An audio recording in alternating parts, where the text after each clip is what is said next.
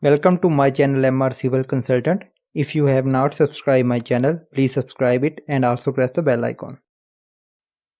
In our previous video, we have discussed about how to define the material properties. In today's video, we will discuss about how to define the section properties. So let's go to the tab. From here, go to the file and open. Select our project, open. So this is all that we have done in our previous video. In today's video, we have to define the section properties. So for that, we will go to the define, and from here we will go to the section properties and click at the frame section. Okay, these are the sections that are already available in the eTab. So let's delete these all sections. For that, click at delete multiple properties. After that, we will select by dragging and click at delete selected frame section. Okay, again select,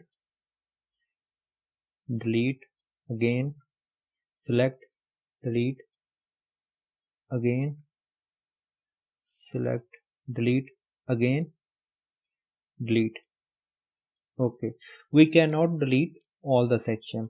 The one section will always remain there. So now we will define our sections. For that, we will go to the add new property, click here. The first we will define our column section. So click at the rectangular. Okay, it will take some time. Okay, this dialog box will be open.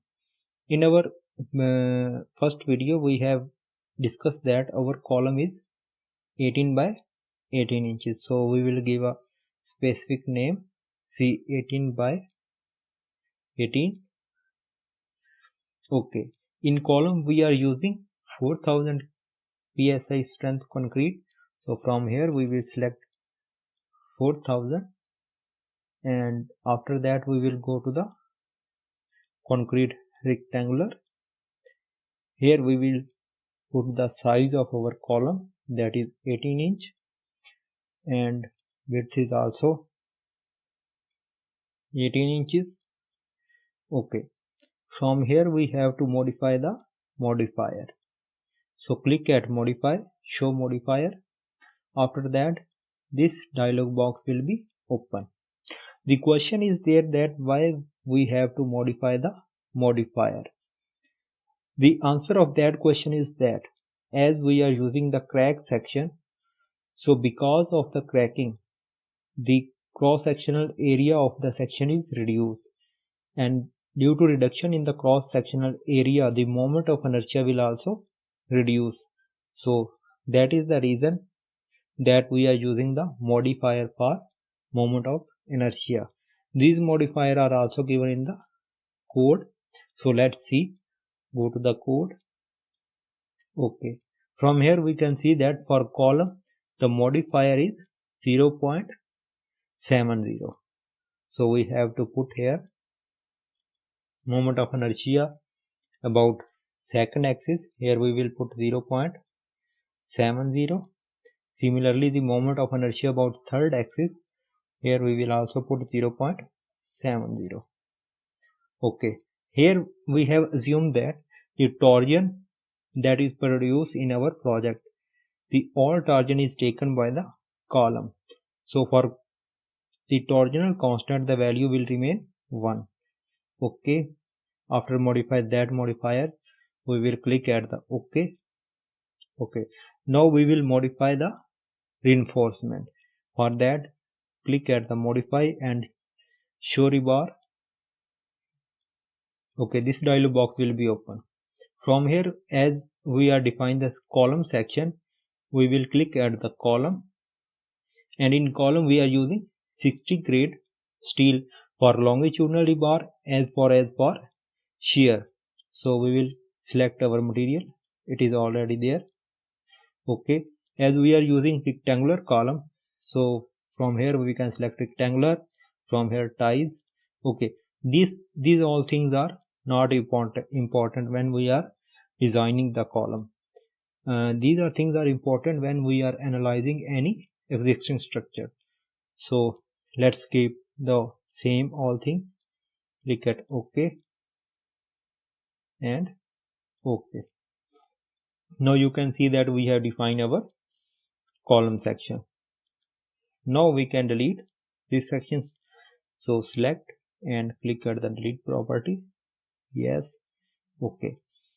Now we have to define our beam section. So for that we will go to the add new property.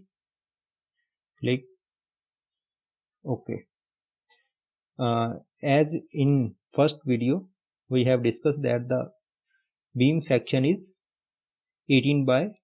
the section of the beam is 12 by 18 inches. So we will select as the rectangular. This dialog box will be open. Here we will give a specific name B12 by 18. Okay, for a beam we are using 3000 psi concrete, so we will select that material. Okay, from here we will select the concrete rectangular. The depth of our beam is 18 inches and the width is 12 inches. Okay, now we will go to the modifier. For that we will click at the modify, show modifier. Okay, for beam let's see the modifier values from code. Okay, from here we can see that for beam the modifier value is 0.35. So let's put here the moment of inertia about second axis 0.35. Similarly the moment of inertia about third axis we will also put here 0.35. Okay, as we have assumed that all the torsion is taken by the column, so beam will not taken any torsion or will take very minor torsion. So we will give the constant 0.01 for the beam. So click at OK. Now we will modify the reinforcement for our beam. Click at OK. As now we are defining our beam section, so we will click at the beam and from here we can select the steel. So we are using 60 grade, so this is all, so that is already there. From here we are change the cover. We are using 1.5 cover from top and similarly we are using 1.5 inch cover from bottom. So click at OK. Okay, we have done with the column section as well as with the beam section. Now we have to define our slab section. So for that click at OK and go to the define section property. From here we will go to the slab section. Okay, we will modify that section that is already here. So after selecting it, click at the modify show property. From here we will give a specific name. We are using 6-inch slab, so we write here slab 6. In slab we are using 3000 psi concrete, so we will select from here OK. The modeling type will be shell thin. For slab the modeling type is shell thin, so we will select from here modifier. So let's modify the modifier. From the code we can see that what are the modifier for slab. From here we can see that the modifier for slab are 0.25. So we will put that value in bending about M11 direction 0.25, bending M22 direction there will also be 0.25, and bending 1 to direction, this will also be a 0.25. Click OK. From here we will give the thickness of the slab, as we are using 6-inch slab, so we will put there. Click at OK. Okay, as now we have defined our beam section, column section and slab section. So this is for today video. Thank you for watching. Bye.